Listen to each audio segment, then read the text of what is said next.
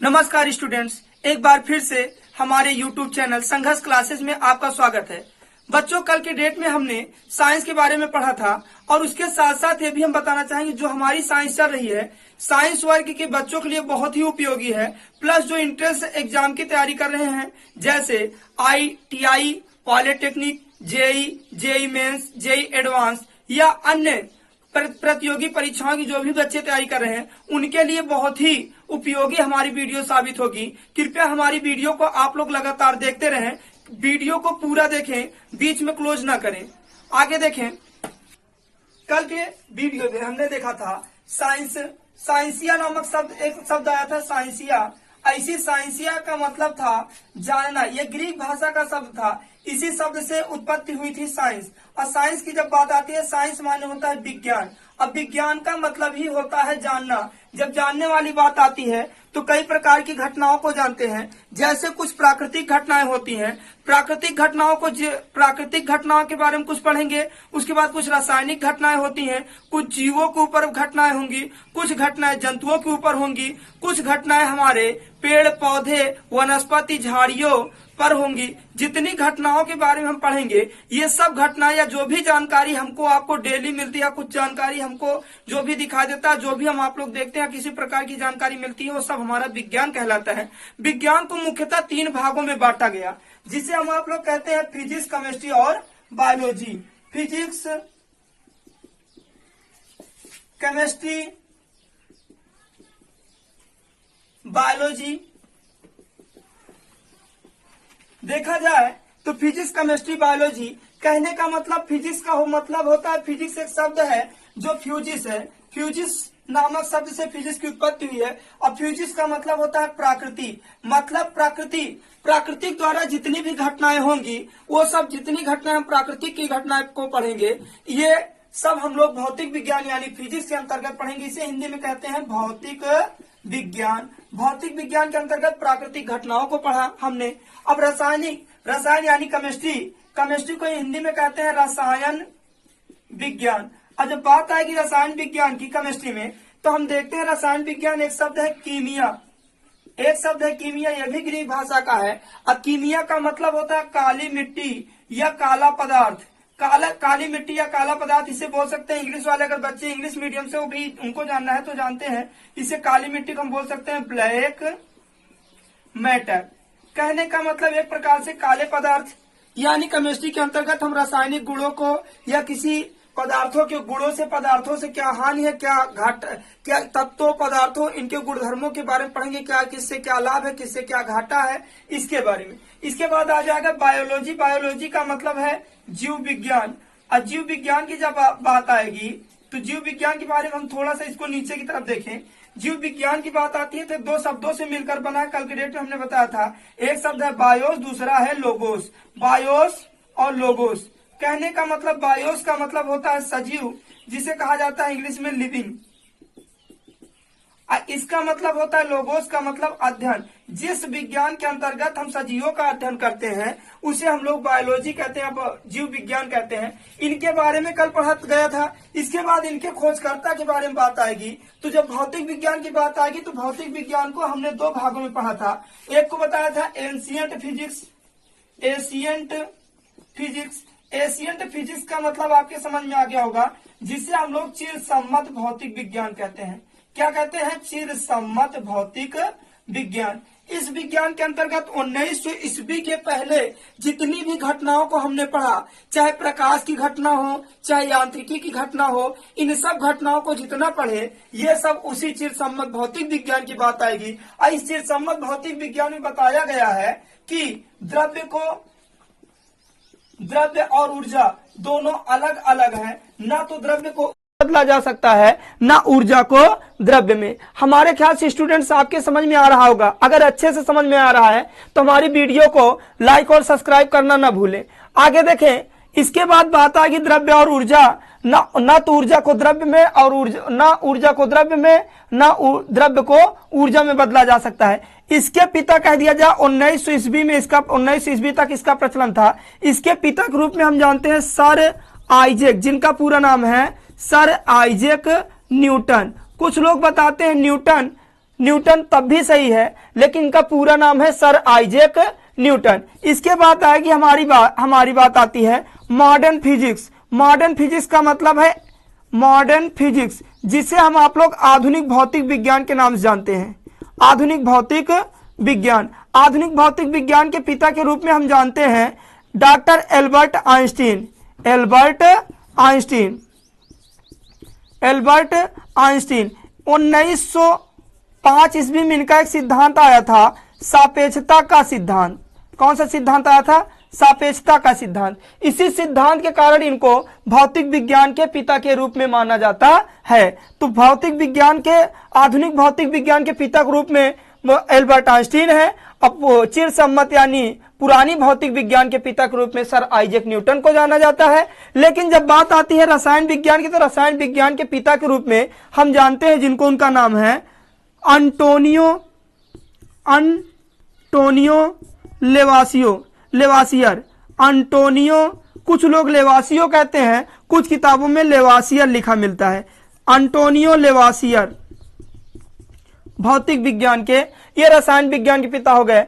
अब फिर हम जानते हैं कि जीव विज्ञान के पिता के रूप में हम अरस्तु को लेते हैं। इनको कुछ लोग इंग्लिश में कहते हैं अरिस्टोटल।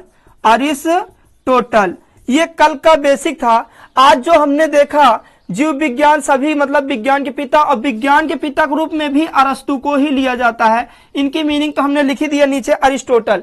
कल के डेट में हमने इतना पढ़ा था। अब इसके बाद सबसे जटिल जो आपका जो जटिलतम विज्ञान का भाग होता है वो भौतिक विज्ञान है, और हम आप लोग सबसे पहले भौतिक विज्ञान को शुरू करेंगे। आज हम भौतिक विज्ञान की जब बात आएगी भौतिक विज्ञान, तो भौतिक विज्ञान के बारे में हमने पहले ही पढ़ लिया कि भौतिक विज्ञान एक शब्द है फ्यूजिस। फ्यूजिस का मतलब होता है प्रकृति। इसी फ्यूजिस नामक शब्द से बना है हमारा फिजिक्स। अब फिजिक्स का मतलब है, फिजिक्स को हिंदी में कहते हैं भौतिक विज्ञान। प्रकृति कहते हैं, फ्यूजिस माने होता है प्रकृति। प्रकृति मतलब होता है नेचर। हम अपने शब्दों में कह सकते हैं नेचर। नेचर दो प्रकार से मिलकर बना है। हाँ, जो बात आती है भौतिक विज्ञान के अंतर्गत हम लोग नेचर यानी प्रकृति के बारे में पढ़ेंगे। प्राकृतिक के प्रकृति दो प्रकार के घटकों से मिलकर बना है। प्रकृति दो प्रकार के घटकों से मिलकर बना है,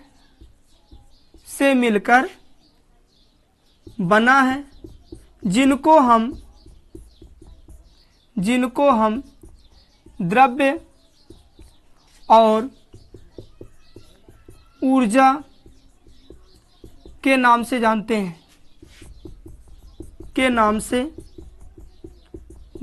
हैं। कहने का मतलब ये है प्रकृति जो बना हमारे प्रकार से, प्राकृतिक यानी जब बात आएगी प्रकृति का मतलब होता है नेचर। नेचर हमारे दो प्रकार के घटकों से, प्रकृति दो प्रकार के घटकों से मिलकर बना है। पहला द्रव्य, दूसरा ऊर्जा। द्रव्य को हम इंग्लिश में कहते हैं मैटर, ऊर्जा को कहते हैं हम लोग एनर्जी। ये मैटर या द्रव्य और ऊर्जा के बारे में जब हम पढ़ना शुरू करते हैं तो देखा जाए तो द्रव्य का मतलब ये है जिन वस्तुओं को हम देख सकते हैं, जिनका कोई ना कोई वेट होता हो, यानी वेट का मतलब भार, और जिनको देख सकते हैं, देखने के लिए कुछ लोग कहते हैं इंग्लिश में क्या होगा सर, तो उसका मतलब होता है विजुअल फॉर्म।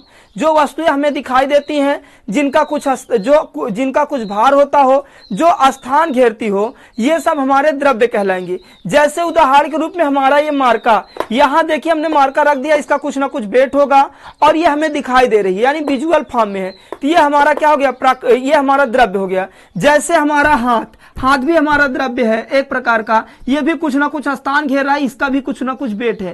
कहने का मतलब जो वस्तुएं हमें दिखाई देती हैं। अब आपके उदाहरण के रूप में हाँ, ये बोर्ड भी, आप जो कमेंट कर रहे हैं सही कर रहे हैं कि क्या बोर्ड हमारा द्रव्य है, सही बात है। बोर्ड, किताब, कॉपी, कलम, कुर्सी, जो कुछ भी आप देखते हो, ईंट, पत्थर, पेड़ पौधे, जो मतलब जो हमें दिखाई दे रहे हैं, जिनको हम लोग तौल सकते हैं, माप सकते हैं, जिनका विजुअल फॉर्म है या जिनका आकार और आयतन निश्चित हो, उसे हम लोग क्या कह सकते हैं? द्रव्य। अब द्रव्य के रूप में लिख दिया जाए, द्रव्य के रूप में किनको किनको यूज किया जाएगा? सबसे पहले द्रव्य की बात आएगी जो हमें दिखाई देते हैं। द्रव्य के बारे में सबसे प्रकृति का वह प्रत्येक घटक जो स्थान घेरता हो, वह प्रत्येक घटक जो स्थान घेरता हो, स्थान घेरता हो, इसे इंग्लिश में कह सकते हैं स्पेस कवर। स्पेस कवर, स्थान घेरता हो, वो हमारा क्या कहलाएगा? द्रव्य। दूसरा टाइप है जो हमें दिखाई देता हो, जो वह प्रकृति का वह प्रत्येक घटक जो हमें दिखाई देता हो, प्रकृति का वह प्रत्येक घटक जो हमें दिखाई देता हो, दिखाई देता है, इंग्लिश में कह सकते हैं विजुअल फॉर्म। जो वस्तु या जो भी कुछ हमें दिखाई देता है जो स्थान घेर रहती है, वो या जो घटक हमें दिखाई देते हैं जो स्थान घेरते हैं, उन्हें हम क्या कह सकते हैं? द्रव्य कह सकते हैं। नेक्स्ट, भार हो। भार हो कहने का मतलब वेट वाली वस्तुएं, वेट वाली। इसी का सेम अपोजिट होता है हमारा एनर्जी। एनर्जी में सबसे पहले कह सकते हैं प्रकृति का वह प्रत्येक घटक जो स्थान न घेरता हो, स्पेस नॉट स्पेस कवर। कह सकते हैं प्रकृति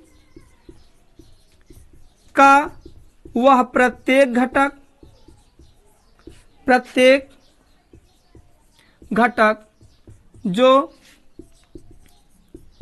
स्थान न घेरता हो, स्थान न घेरता हो। नेक्स्ट, इसे बोल सकते हैं not cover space, not cover space. English में कह सकते हैं प्रकृति का वह प्रत्येक घटक जो स्थान न घेरता हो, इंग्लिश में कहते हैं नॉट कवर स्पेस। नेक्स्ट देखें, दूसरा जो नियम हमारा कह रहा है प्रकृति का वह प्रत्येक घटक जो दिखाई न देता। अभी इसमें दिखाई दे रहा है तो इसमें क्या होगा? जो दिखाई न देता हो, नॉट विजुअल या अनविजुअल कह सकते हैं। जो घटक दिखाई न देता हो, अनविजुअल, इंग्लिश में कह सकते हैं अनविजुअल फॉर्म। इसके बाद है जिसमें भार ना हो, जिसमें भार न हो, वेटलेस, भार न हो, इंग्लिश में कह सकते हैं वेटलेस।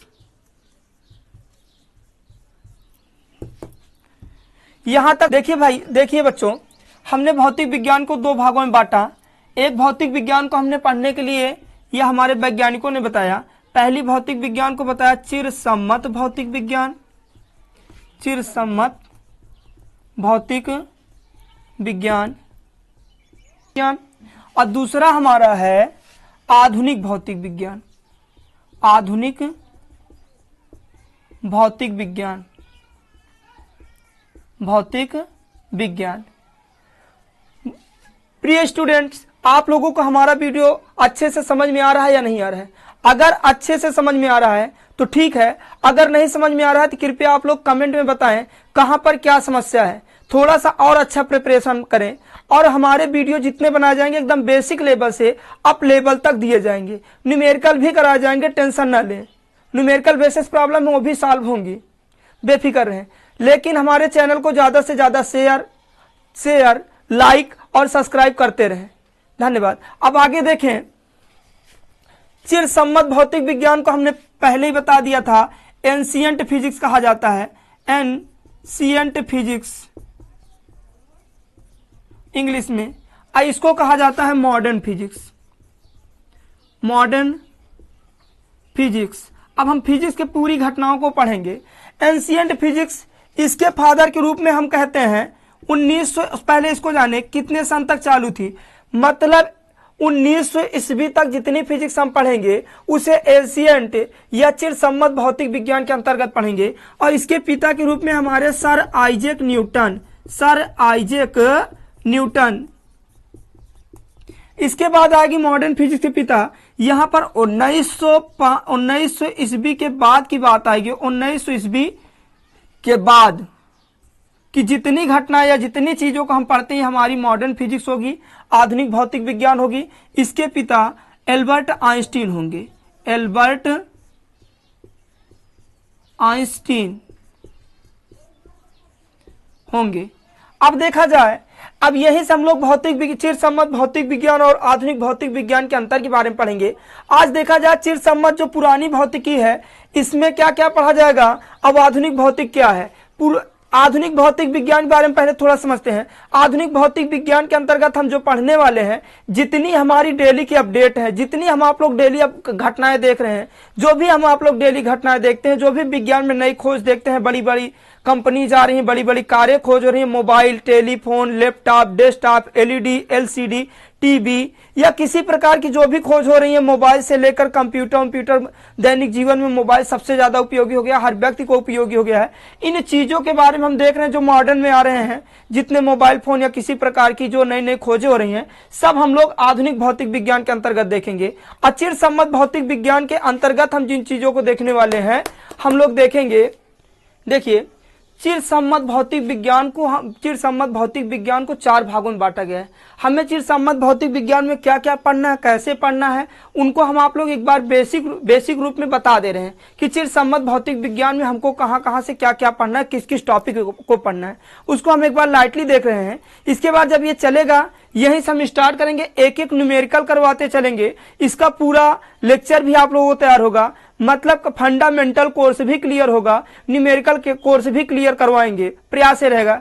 अब देखिए चिरसम्मत भौतिक विज्ञान में हमको सबसे पहला टाइप पढ़ना, सबसे पहला जो इसका पार्ट है यान्त्रिकी है। यान्त्रिकी को इंग्लिश में जो कहते हैं हम लोग मैकेनिक्स के अंतर्गत हम लोग पढ़ेंगे गति होती क्या है, गति होती क्या है, पहले इसको पढ़ा जाए। समय के साथ अपनी अवस्था में परिवर्तन ही गति कहलाता है। कहने का मतलब जो समय के साथ कोई वस्तु अगर लगातार गति कर रही है तो उसे हम गति कहते हैं। समय के साथ अवस्था में परिवर्तन ही क्या कहलाता है, गति कहलाता है। अब गति के अंतर्गत हम आप लोग गति से होती कैसे है, किस दिशा से किस दिशा में होती है, इसमें किन किन उपकरणों का प्रयोग किया जाता है, या इसके सिद्धांत कैसे है, इनके बारे में पढ़ेंगे डिटेल में। जब हम ये यांत्रिकी खोलेंगे, यांत्रिकी वाला चैप्टर पढ़ाएंगे तो आपको इसको और अच्छे से समझाएंगे। अब आगे देखें, दूसरा जो हमारा चैप्टर बन के आता है प्रकाशिकी। न्यूटन 1686 ईस्वी की बात है, न्यूटन ने किताब लिखा जिसका नाम है ऑप्टिक्स। उसमें उन्होंने प्रकाश